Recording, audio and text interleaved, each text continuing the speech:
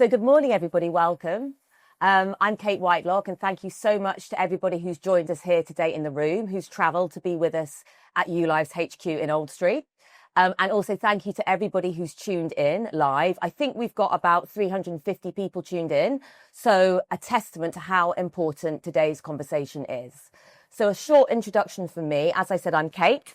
I'm Propositions Director at YuLife, and I'm very excited to be here today because it marks the official launch of the new Prevention Advantage Guide from MetLife and YuLife.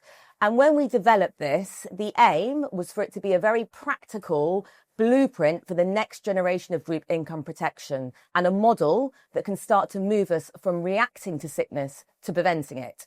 So just a few stats to set the scene as to why that's so important before I introduce the conversation in the panel today. So I think we're all familiar with the fact that sickness absence is at an all-time high. If we contextualise that, what we're actually talking about is a 15-year all-time high. And the latest figures point to 9.4 days per employee per year. So we're just shy of those double digits. And presenteeism, so the concept of someone continuing to come to work while they're not well, they're not at full capacity, is actually dwarfing that figure at 3 times, which is around 44 days. And one of the stats that really stood out for me from the report was the cost of a single long-term absence, specifically for SMEs, at around £20,000, which for a small or micro business could essentially make or break them. So what's clear from those statistics is that we can no longer wait for someone to become sick before we act.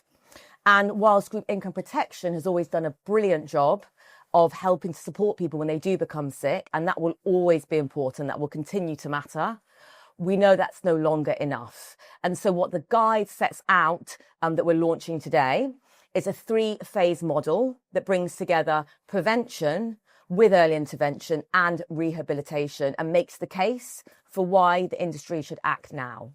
And I think the timing of this is so incredibly important. Obviously, we have just had the government's Keep Britain Working report, and there is more pressure on employers than ever to take a more proactive role in preventing illness. So that's a short setup from me introducing the guide and why we're here today.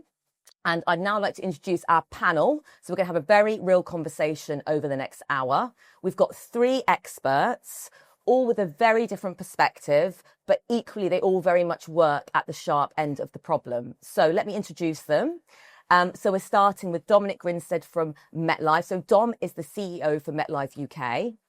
And I think what's really interesting about Dom's perspective is that he's taken the insurer through a fundamental rethink of what group income protection should do. So today, he's here to give us that insider insurer view. Then we have Liz Barclay, who's here joining us today. We were talking before about the breadth of your experience. So Liz is a journalist. She's the former UK Small Business Commissioner. She's also an advisor to the IOD and founder of Business 111.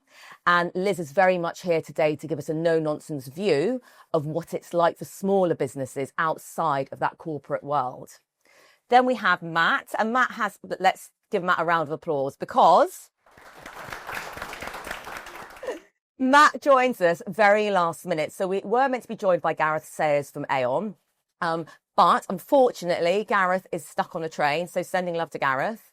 And so at the very last minute, literally probably about 20 minutes ago, I said, Matt, would you please step in? You're incredibly experienced. He's head of group risk at Willis Towers Watson to give us that advisor view because it's so important that we have that in the room today. And Matt said yes, and here he is. So thank you again. I'll say thanks to Gareth at another time. Yeah, exactly. You can send your thanks exactly after the session. So hope you agree. Very well-rounded panel and very excited to have all of them here with us today. And thank you for being with us in the room. Okay, so let's kick off the conversation. And before we get into solutions, I just want to make sure we're aware of the scale of the problem. Because the data is stark, I set some of that data out at the beginning, and I'm not sure it's always fully landed with the people who most need to act on it. So I'm just going to start with Liz, if I may. So Liz, as I said in the intro, you've spent years working and fighting the corner for smaller businesses. So when it comes to sickness and absence, what's the real picture for employers who are sitting outside of the corporate HR function? Well, you mentioned already that it costs around about £20,000, closer to 21, per employee who goes off sick in the long term. So that's longer than the 4 weeks. For any small business, that could be existential. If you think about the 4.8 million micro businesses that we've got in this country who employ anywhere from no employees up to 9 employees, their margins are very, very tight. They're making profits of a few £1,000s here and there. So even that one absence, and it actually is costing on average near 50,000 for an organisation up to the size of 25 employees, that can be existential. I mean, I work with small businesses that have profits in a year of £20,000. And that makes a huge difference to them if that one person is off sick. And I really think that in most cases, those are key people. So just to give you an example, and this is a well-publicised case, there was a small carpet cleaning company, micro business. The owner employed one employee, and after 4 months, that employee went off sick in the long term. And as a result of that, that business went bust. Now, of course, that's not an isolated case, but it's just an example that sticks in my head. For those micro businesses, this is extremely important. But a micro business is so strapped for time, never mind anything else, that 16% of businesses don't actually track absence at all. And so a lot of them won't necessarily know what that absence is costing them. And we need to try to support them, but also small businesses don't have the wherewithal to come and find you. We need to go to them. We need to actually engage with them where they are. And that's what Business 111 is trying to do. We're trying to get to them and get these messages across on behalf of all of the people in this room and other people who can support them. And that's what we really need to do, because those 5.6 million micro and small businesses, as politicians are fond of saying, they are the backbone of the UK, but I'm not sure politicians actually know what that means. They are absolutely crucial to the economy. Thank you, Liz. And we'll come back to, I know, the concept of data and absence data as we go through the conversation. How about from your perspective, Dom? Because obviously you're sitting on some really interesting claims data. What do you see that potentially employers and advisors aren't seeing? Well, firstly, thanks for the invitation. I guess, and it's probably picking up a theme from Liz, often when it comes to an employer, maybe it's a large employer and a small employer, they may see absence as a sort of one-off incident. So it might be a team manager or a manager who just sees someone going through a series of short-term absences, which eventually becomes a long-term issue, which they're then not really sure quite how to deal with. And I think this applies to both small and large companies, that they're not necessarily well equipped to deal with these types of issues. They're often very sensitive. Managers themselves are not well equipped to deal with them. And then therefore what becomes an issue which can be solved becomes an unsolvable issue, which is a cost principally, I think, to the individual, because long-term absence is a cost to the country, to the employer, but it's a tragic personal cost sometimes to individuals. And that's the sort of the reality of where we are. And I think we'll touch on that as we go through the conversation. What we see from an aggregated basis is we sort of have a helicopter view of this, if you like, and we can track where sickness and those kind of trends are emerging. Clearly, the biggest emerging trend that's happened over the last few years is the increase in mental health. If we go back maybe 5-10 years, then the principal claims were for musculoskeletal and cancer, but now mental health claims are by far the largest element of what we see. And what we see in terms of the data is often those issues arise too late, if you like. So where a small intervention could actually get the employee back on the right track, often these become much more longer term systemic issues. So we see from the data that the earlier we can get to an individual, the more likely this is to be the less likely this is to be a long-term trend and a long-term issue. And that sort of prompted our thinking in terms of, well, how can we take that a step further in terms of the preventative agenda? So we'll come on to that. later, I'm sure. But the trends we see are around mental health and early intervention make a really significant difference. And we've tracked that in terms of those who do intervene early from an employer perspective and those who don't. The outcomes are much, much better for those who do. And the mental health issue, and do we see that continuing to become and grow, I suppose, in terms of severity, or is that slowing down in terms of some of the claims that you're seeing come through? So I know that mental health has been an issue that's been sort of climbing for a while, but where is that in the trajectory? Is that still kind of on an upwards trend? Well, I think there was a huge rise sort of during and after COVID. Yeah. I think that trend was actually happening before COVID, but I think maybe the stresses and strains of COVID really amplified that. I would say it's slowing down, but it's still creeping up. And I think this is something which the Mayfield Review picked up as well. Yes. And that this is a responsibility for many people in society to address this. And I think, as the rise in social media continues, as continued trends and economic pressures continue, there's no real reason why it should suddenly disappear. It's not suddenly going to go into nothing. So I think this is a long-term trend which we have to address. But don't you think it's also no longer an HR issue as such? It's a whole business issue. The boards of big businesses need to be looking at this, but also small businesses don't have HR departments, and so it's really got to be a whole business issue and embedded across the business. I completely agree. If you think about it, most employers, their biggest cost is their workforce. So it isn't an HR issue, it's a business issue. And if you were looking at this from a CEO perspective, you'd be looking at most of your KPIs, whether they're sales, revenue, expenses, etc. And you probably, a controllable KPI for most businesses is their expenses. Yet when it comes to sickness and absence, which is an expense, they're not necessarily tracking this in the same way they would other key elements of their expense budget. But as you say, it can be when you're on wafer thin margins, and many companies, whether they're big and small, are on pretty small margins. This makes a material difference. So I think this isn't just an HR issue, it is a business issue. Completely agree. And people are the main asset, and we've got to remember that. Yeah. How about from your perspective, Matt, what are you seeing through the advisor lens in terms of the sort of scale of the problems, some of the issues and the trends? I think the two have touched on some really pertinent points, and probably playing on that prevention piece, Dom, you were touching on, and that SME space is where's there been an issue? It's huge scale, right? And just being able to get that education piece, the understanding of data leads that education. I know we'll come on to some of the data insights a little bit later, but being able to kind of bring that into that SME space to understand how do we as a market, all between us actually sort of start to talk about that return on investment story in the SME space to get them to understand the impact.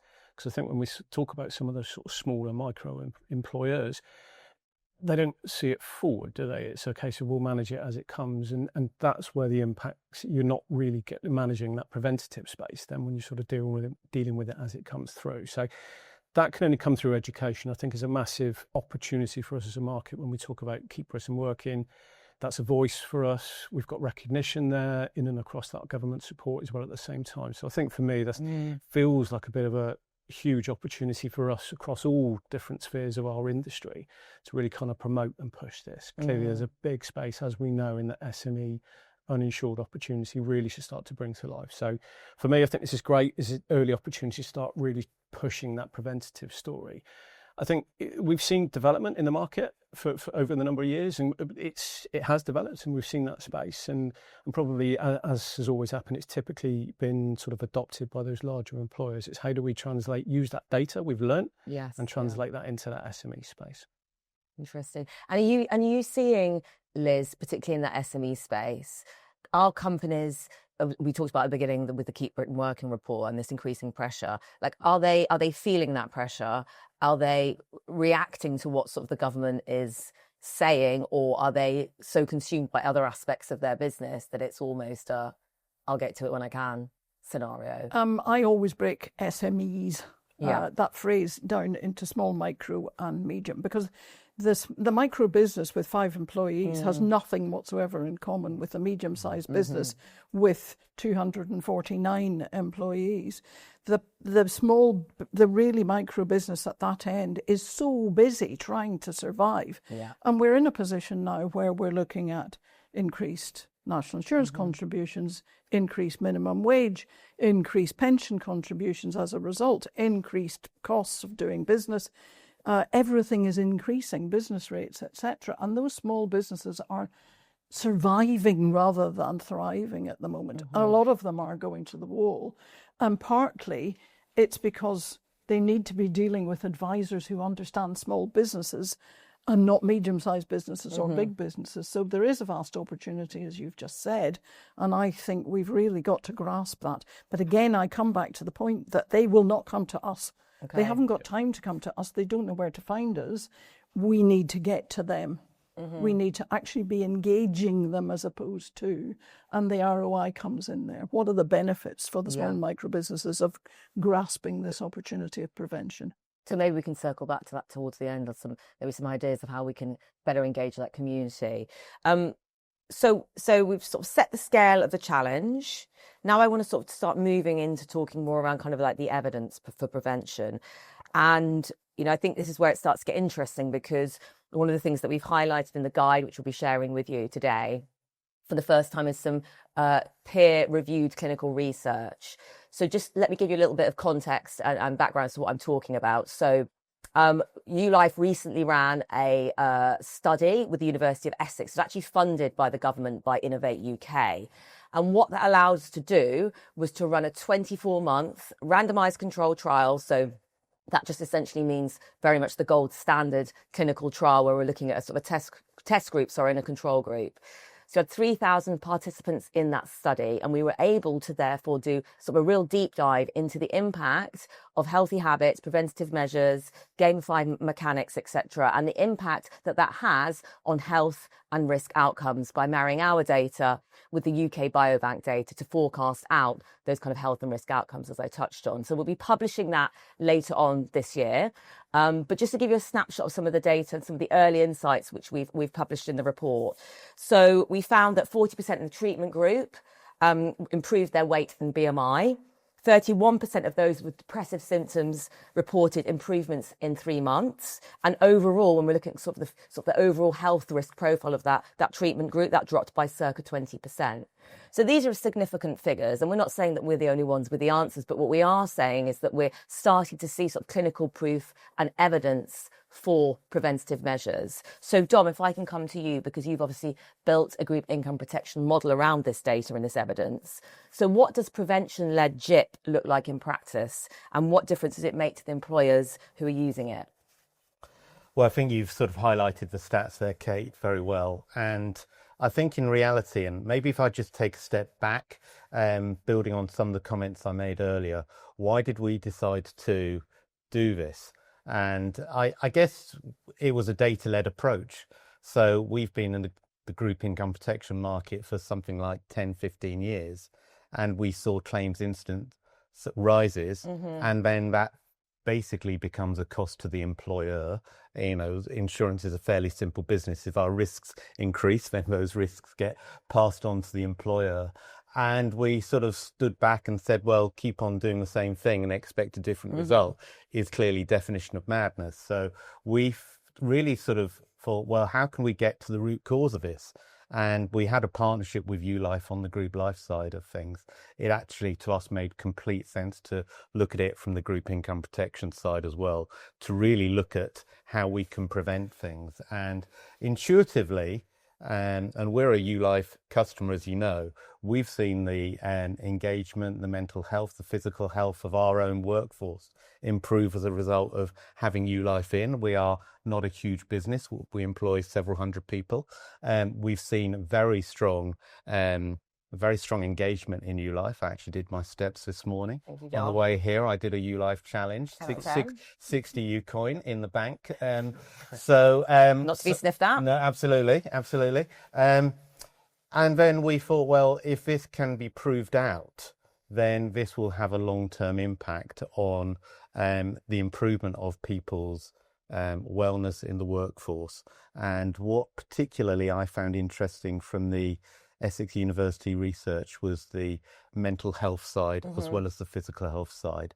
So I think up to this point we've looked strongly at the physical health side, and I think the reductions in BMI and the overall fitness levels are really exemplary. But I think to me what's starting to come out more clearly is the link between physical health and physical activity and mental activity. So when I looked at it, the Essex research, 14% reporting less stress days and a staggering 31% reporting less depression type illnesses. So we're starting to see that data come through. Now, insurance and these trends are long term. Yes. Yeah. But long term, then what this can mean is a reduction in absences, both short term and long term, and also presenteeism, because I think you're right to point out that it's not just people, you can be unproductive and unwell at work as well as, being off sick short term and long term. But that will feed through into lower costs in a period of time. And we're beginning to see that in some scenarios in our relatively short experience as well, that we're starting to see that, tailing off of risk costs. So this is going to be what we really want to achieve, so that actually any investment in an insurance product becomes, self-funding in a way. When I was thinking about it last night, I was thinking it's not that far from the City of London where we're speaking, and of course that's where insurance started. Shortly after the Great Fire of London, a lot of my team are here. I wasn't around at the time, but what happened after the Great Fire of London is insurers started to set up their own fire brigades. Which was a sort of, and those fire brigades started to prevent and send people round into businesses to stop fires actually starting in the first place, because that was a claims cost to them. And you think this is just another scenario of insurers trying to mitigate risk, if you like. It's kind of what the insurance industry has always done. We're not just there to pay the claim, we're there to try and stop the claim arising in the first place. Thanks, Tom. And what about from your perspective, Matt? I mean, you're obviously advising clients on their benefit decisions every day. Does having more sort of clinical data, evidence-based data, does that change the conversation, or are there other barriers that are holding people back? 100%. And Dom's raised some really good points there. I think, you can play it through different segments as well, but I think across all, particularly everybody's screaming out for that data. You think of the challenge employers have, and do they understand their own data? Do they truly understand the absence challenge? And I think you can see that differently across segments, but across most, it's a challenge. And there's also a challenge of how do they translate what data they might have into a tangible story for the business to understand the impact that's coming through. So for me, that big bit is how do we, as the market, start to sort of create that story of data to be able to share that back to them? I think Dom raised some really good points there around that sort of physical impact and correlation into mental and long term. We're seeing a lot in the press recently around the impacts of cancer, particularly in the under 40s. Clearly, there's a longer term piece there, but anything that starts to sort of create that story into better employee well-being will, in the long term, be helpful for you and your business. And it's how do we really tell that story that an employer can understand and start to bring that through? And that comes through data. And how do we get better between the insurers and the advisors to be proactive in sharing that data with an employer that they can understand, to either support new initiatives or new materials coming through, but really just to get that story that helps the employees in the long term. Go on. Is part of that, and I think this question is more from Matt and Dom, is part of that story the knock-on effect on other employees of the feeling that you actually care, that you're willing to look after us, that then loyalty to the employer develops, etc., and actually increases the morale of the entire workforce? I mean, have we got the data that will prove that actually is a thing? Because I do think it is, and where we are seeing the small businesses that are much more aware of the value to people of preventing illness or sickness absence or intervening early in that. Employees want to be at work. They're scared of being away from work and not being paid full time because they've got all those commitments. Their family needs them to be at work for the well-being of the whole unit. And so I wonder, is there evidence, or if there isn't already that data, can we make that part of the story? Yes, I think that's a really, really good point, Liz. The data is available, and I think what the data is telling us that employees are choosing to work more for employers with a well-rounded overall proposition, and that applies to, obviously, paying rations always becomes important, but the overall benefits package is very important as well, and lots of people here in the benefits community. I think when we look at benefits, something like group income protection has often been a bit of a hidden benefit. So it's something which an employer pays. Probably a lot of employees may be vaguely aware they're covered by their group income protection scheme, but will only become fully aware if there's a claim or a colleague has a claim. What this is doing is really translating that cost to the employer into a more tangible employee experience, and one which can be used on a daily basis. And I think in that way it's a much more valuable benefit, and it's seen as the employer doing something tangible to support wellness.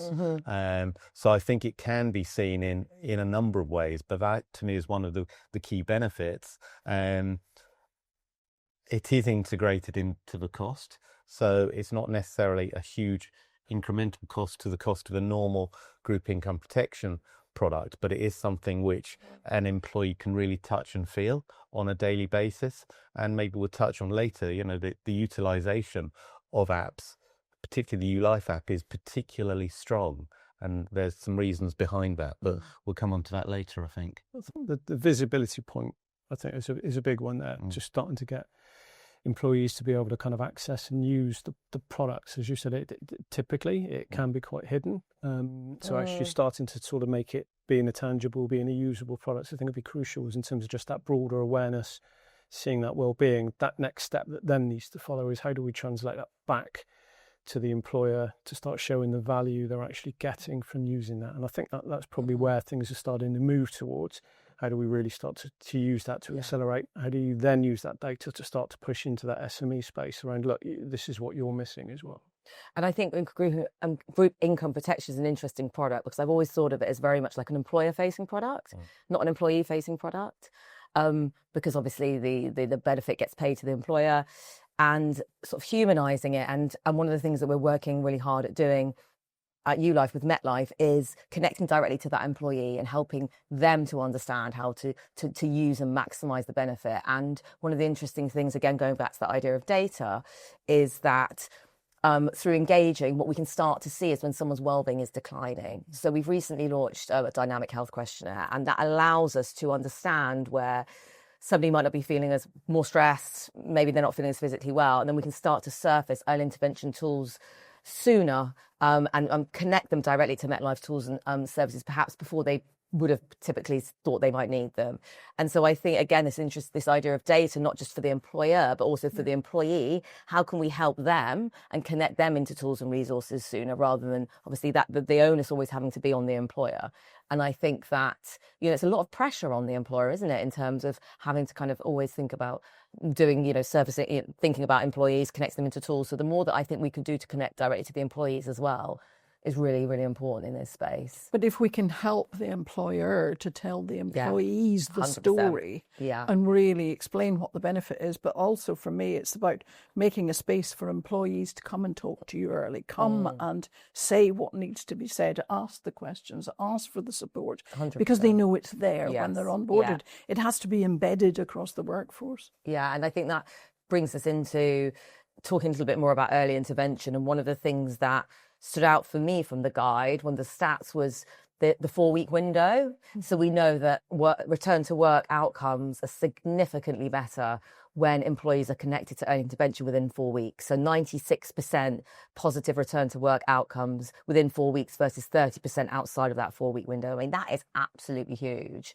And I'd love to have a conversation around, well, firstly, Dom, what does sort of speedy early intervention look like within that 4 weeks? Like, what is best practice and what are MetLife doing about it? And then maybe we can talk a little bit more around why are more employers not necessarily maybe engaging that within their strategy.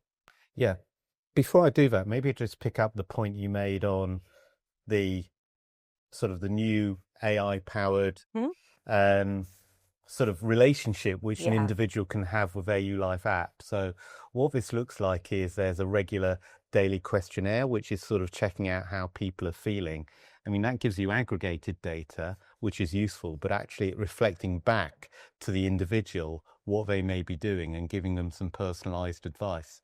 Now, it's in its early stages, but in terms of what that actually looks like, it's then drawing attention to the individual that they can access through the YuLife app, access to a virtual GP. They may be aware they have access to a virtual GP. They may be slightly aware, but this is reminding them. But also it's signposting, if necessary, access to our employee assistance program, which we also get huge utilization of. And that can be something which is there, you know, available 24/7 for them to get some various support.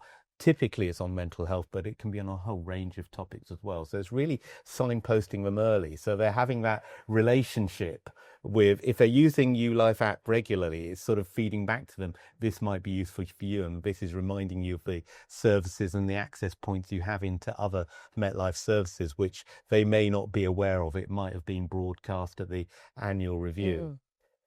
Then we're hoping, the prevention agenda works, but if it doesn't, and then we're moving into a short-term absence, we think it's really important that we identify that short-term absence early. And what that short-term absence sort of notification to us will do, it will enable us to assemble the right support to that individual. It's easy to think of it being one issue, isn't it? And the reality is when people go off on short-term sick, which leads to long-term sick, it can be a combination of circumstances. It can be physical, it can be mental, it can be a combination of both.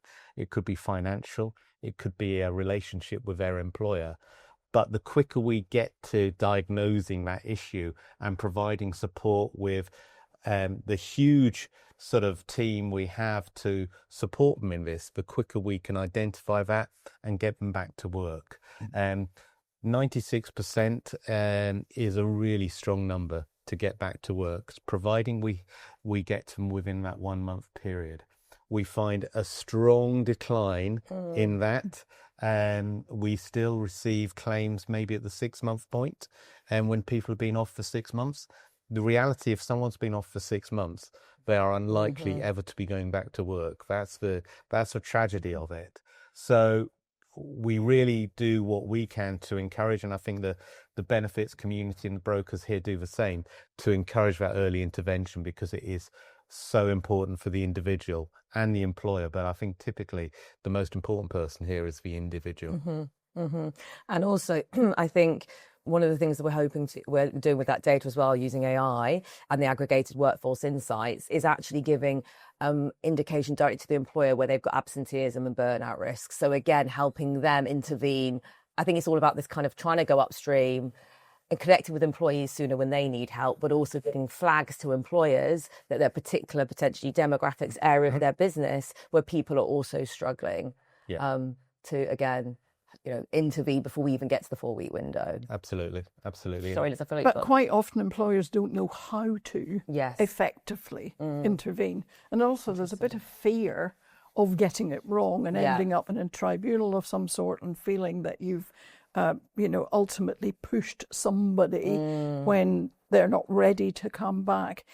So it's all about starting the conversations at the beginning, so the employees know that there is this process and system in place, that there is this protection, that this is the culture of the organisation. It's about the culture more than anything else, I think, that says, if you are beginning to feel ill, we are here to support you. And this is not about the business, this is about you. This is not about getting you back for the good of the business. This is about, yes, there's some of that, but this is about you, because your skills are so important to us.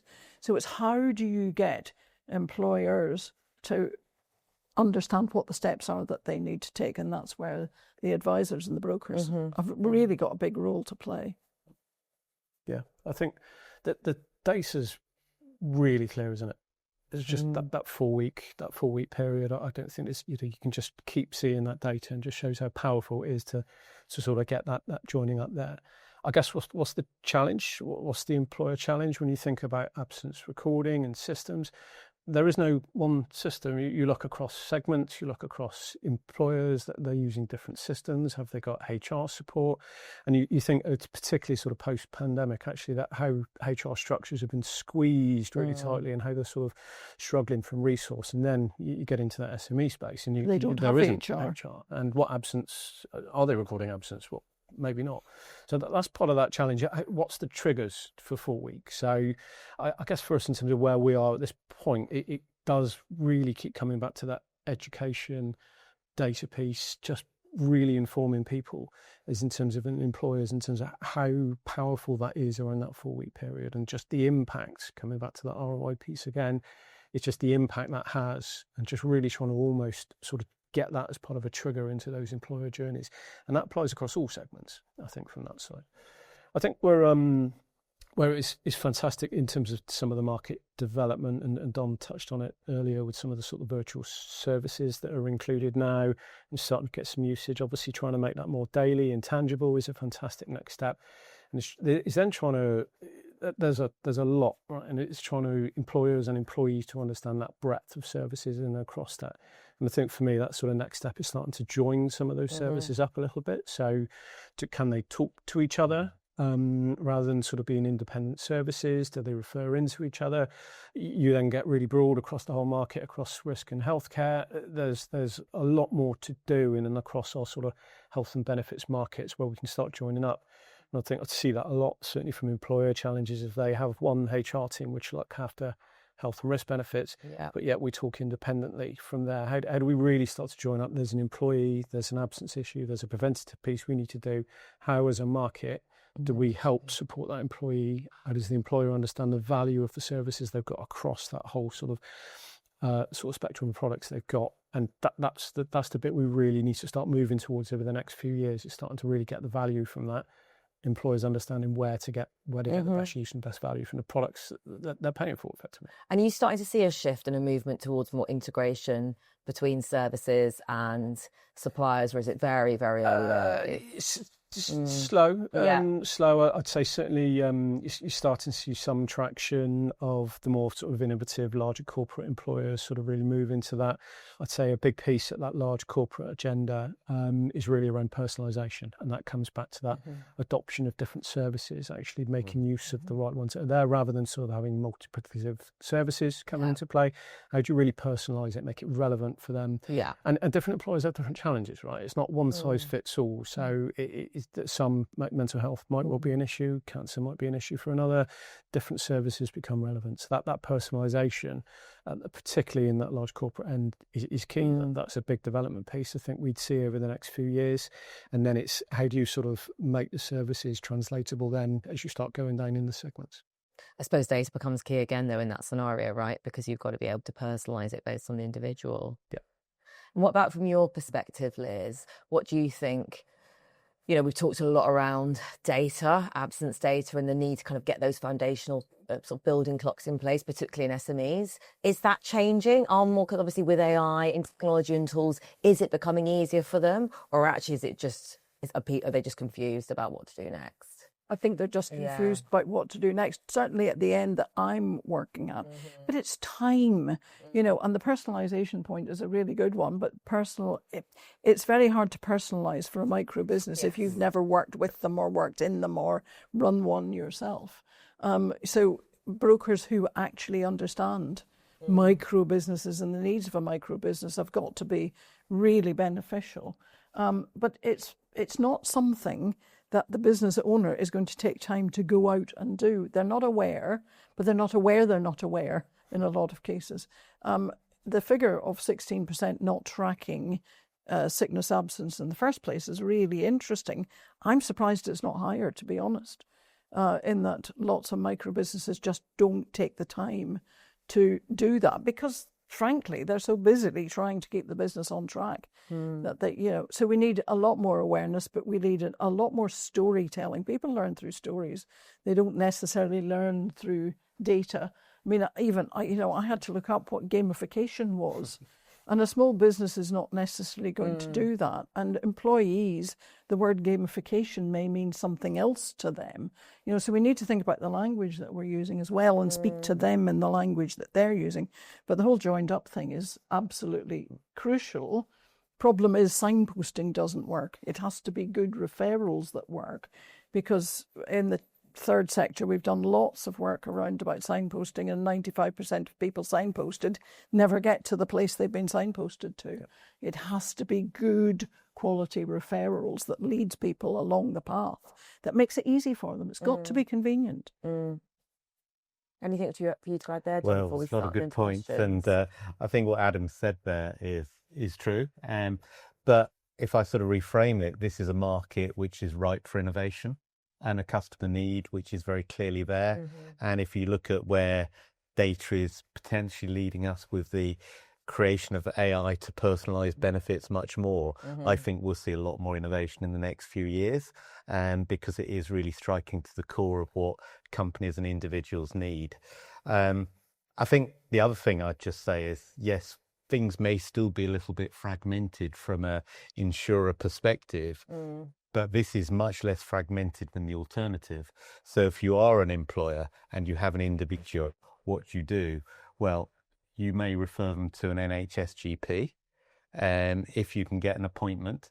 The NHS GP, there is a chance we do have a sick note culture in the UK. You may well get a sick note and then another sick note, and then you may get a referral to occupational health. Yeah. That could take several months. You've got to put that in positioning with that 1 month window.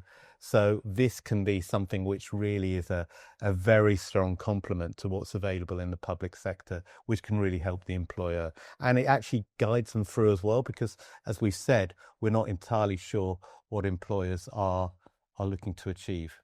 I think, just in order to gather that level of data, you need a certain level of engagement, don't you, as well, with your employees. And I suppose that's what we're trying to do, is take the richness of our data and use that to help then signpost employees to other tools and services that will benefit them.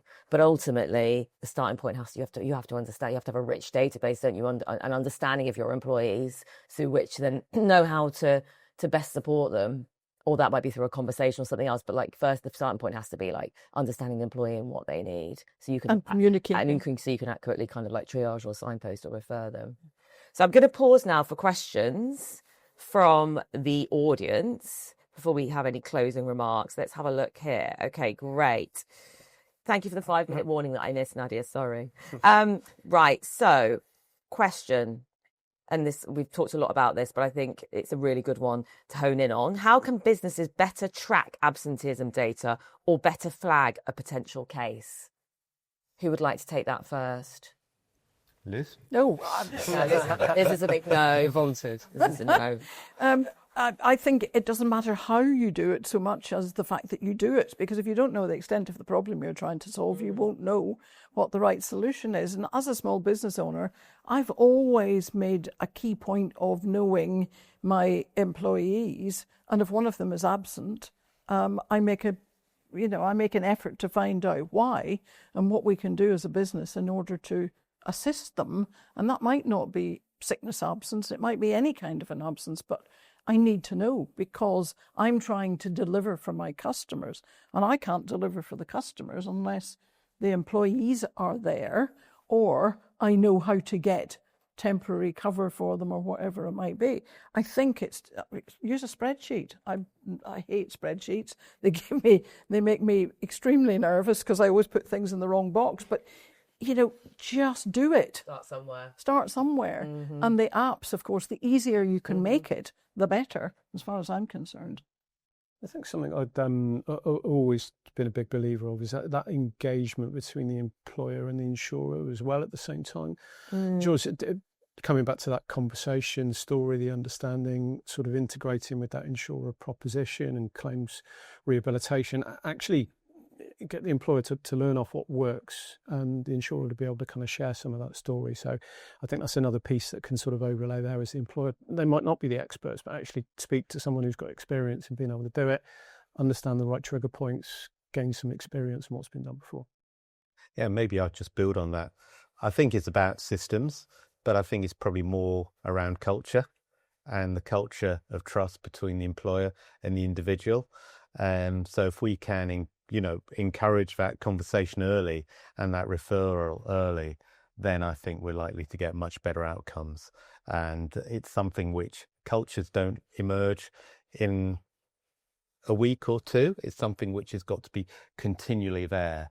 And I think to reinforce it with managers, all businesses have turnovers. Sometimes best practices lapse over time. So you've just got to constantly reinforce it. This is the way we do things around here. As someone's on a sort of short-term absence, if it's more than 2 or 3 weeks, we're going to start to, that's raising a flag. And we're now going to sort of, refer it to an early intervention service and look to get the best outcome. But those processes need to be explained to employees when they come in. But just explaining it when they come in and then leaving it 2 years doesn't wash, because they've forgotten. It's got to be part of the culture. Yes, it's got to be part and constantly reinforced. Yeah. So another question. So whilst I think we can help create the story for the need for prevention and the long-term gains, it's still difficult for SMEs to find the money to fund it up front. Any ideas on how to address that? So getting into kind of maybe creating business cases. Well, it is about thinking about this as an investment. That I mean, in the health and safety executive, we used to say, if you think you can't afford health and safety, you'll find out that you definitely can't afford an accident. And so it's really about creating that story in the first place as to what would happen, and those scenarios as to what would happen if I were to lose that key employee.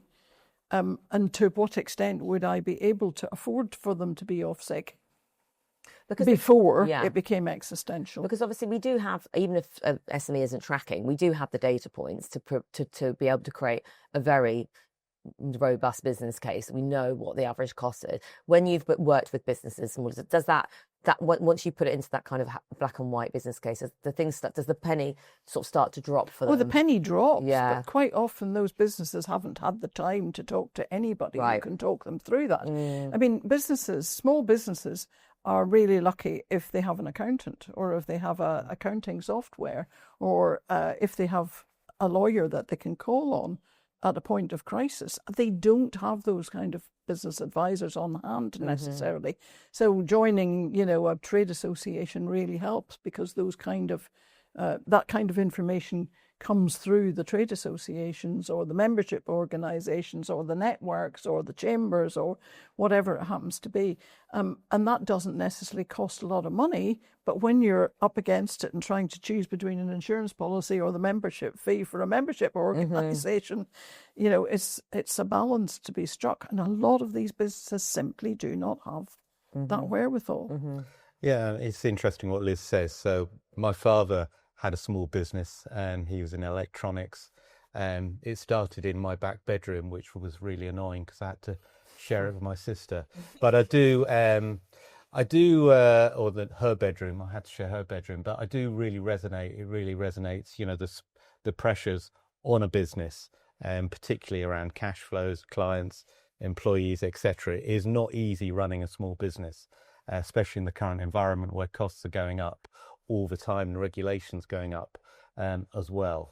But having said that, I think it's around drawing attention to the risks to that small business. And in the research, I think the cost of the typical cost for a 25 firm of sickness would be £50,000. I think that's probably conservative because it's not really tracking the presenteeism issue. So it's really trying to make that risk assessment clear to the business owner and inviting him or her to take action on that. And the cost of putting in a preventative program, because I'd describe it as putting in a preventative program, not putting in an insurance policy, is something which is going to really help that business thrive and be successful. But the ABI brought out a report just a few months ago that showed that there are an awful lot of businesses acting illegally because the vehicles that they own aren't insured on the road. They haven't got employees' liability insurance because they can't afford it. So, we definitely have a huge problem there for some of the really small businesses.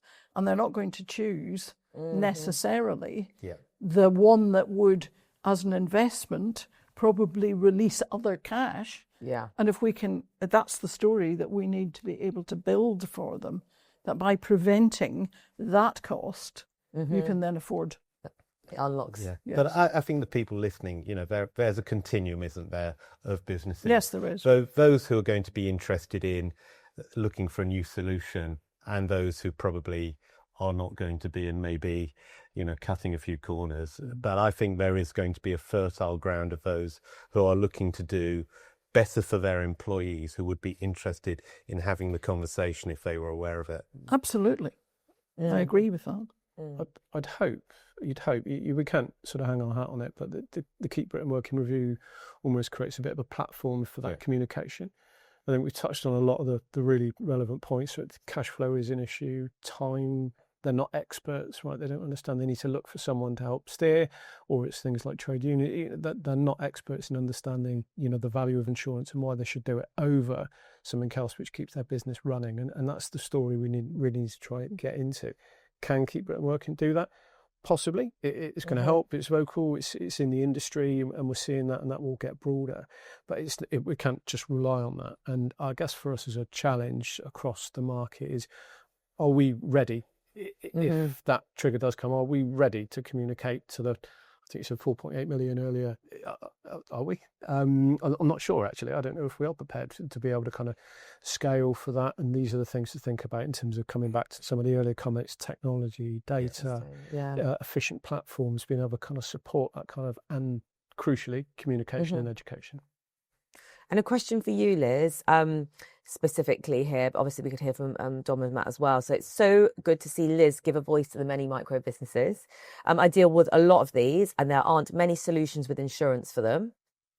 Ours is though, isn't it, Dom? But, and a lot more driven towards SME over a certain size.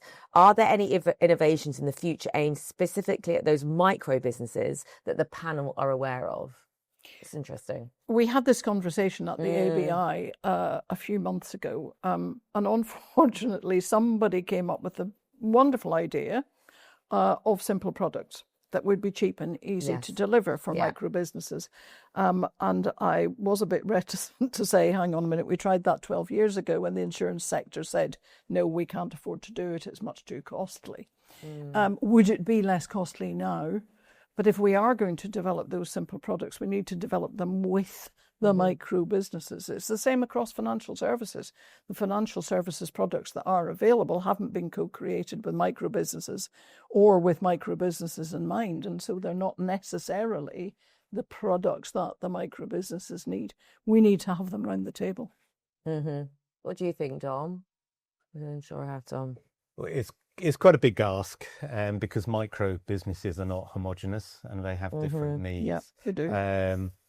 But I think if we look forward, AI will enable us to develop more personalization of products more quickly, and new IT systems will help us to gear those around more smaller businesses, micro businesses more quickly. So I'm optimistic, but there are challenges which exist as well, because, insurers need a certain amount of scale to make products viable. Exactly. And the micro businesses across sectors have different needs. It's not just about, the sizes, etc. It's sectors, it's geographical area, it's all sorts of different aspects that do have different needs. And you're absolutely right, next to impossible, but that doesn't mean that we shouldn't try. Do you want to add anything? No, I think, to be fair, I think Dom touched on it there. Scale is the challenge, right? Both when you think of an insurer, is in terms of justifying creating new products, different systems, coming in to spend there, and you need to rely on the scale. And on the other side, from an advisor perspective, how do you appropriately reach that many employers in the right way that's tangible and understanding for that? And it just comes back to that technology piece, right? It's actually, can you start to use technology in a different way?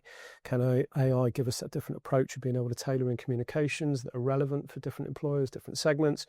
Can that then start giving the right scale into that much more huge, vast opportunity in front of us? Interesting, yeah. Okay. Well, look, we're at time pretty much. I'm just going to close with one final question and thought for each of you, if I may. So if you had to pick one thing that would accelerate the industry's shift to a more prevention-led model, what would it be? Who wants to kick us off? When you say industry, what do The you mean? insurance industry, that's what I'm talking specifically about. Yeah, I mean, I think we've identified now that prevention actually works. I think we are building a stronger and stronger evidence base. But to make this sort of shift, it's a cultural shift for the insurance industry. That's providers and brokers and employees working together, actually. So that's something which Keep Britain Working kind of identified. It's a shared responsibility. It's going to need a degree of patience and persistence. And just because you introduce a YuLife app does not change the culture of the organisation on day one. You have to work on it. You have to reinforce it. But when you do, over a sort of 2 to 3 to 4 to 5 year program, then you really start to see the increase, the improvement in the culture, the improvement in the wellness. And a side effect of that is a decrease in short-term and long-term absence. And I think that's where we need to focus. So maybe that patience is required, is what we're hearing as well, and persistency. Yeah. Liz, from your perspective? From my perspective, we've still got an issue of trust. And partly that is because people don't really understand the power of peace of mind in the small business sector, and that is what insurance gives you. There's still this thing, well, I've paid out all of this money, and actually claims don't pay out. When I claim, you don't pay. And there's still a situation where it can take too long for the insurance industry to come out and assess a flood or a fire. And those are the practical things that people are really thinking about. We need much better conversations with the employers and the insurance industry that really signals we understand The insurers on their the side. issues that that you are facing, and we are here to help. And that's about telling the stories, I think. And that, from your perspective, final thoughts? Data, both sides, the insurer being able to kind of play back that return on investment, the advisor being able to kind of proactively take data points and prompts to employers to kind of identify where they can change things. And then the biggest topic for me, if I said in sort of current role and what's happening, is that personalisation piece. That I think is going to be the big sort of agenda item. Probably a little bit more at that large corporate space, but that's the big topic I'd certainly say at the moment. It's just, how do you really personalise it for employers? They all have different needs. But if you can personalise it, then it builds the trust as well. So thank you, panel. We're at time. Just want to say I really appreciate you sharing your views. I think we had a very wide-ranging views. And sure, obviously, thank you for being the voice of the micro and small businesses, and Matt, again, for stepping in last minute. Amazing, incredible, and sharing your insights from the advisor perspective. Everything we've talked about today, the data points, the ROI analysis, some of the stats that you shared, Dom, around the cost of absence, etc., all featured in the guide. So that will be shared with you. Hopefully that the aim of that is for that to be a practical and useful resource. So hopefully that serves you well, and thank you so much for being with us today, and we hope to see you again at another YuLife event soon. Take care. Thank you.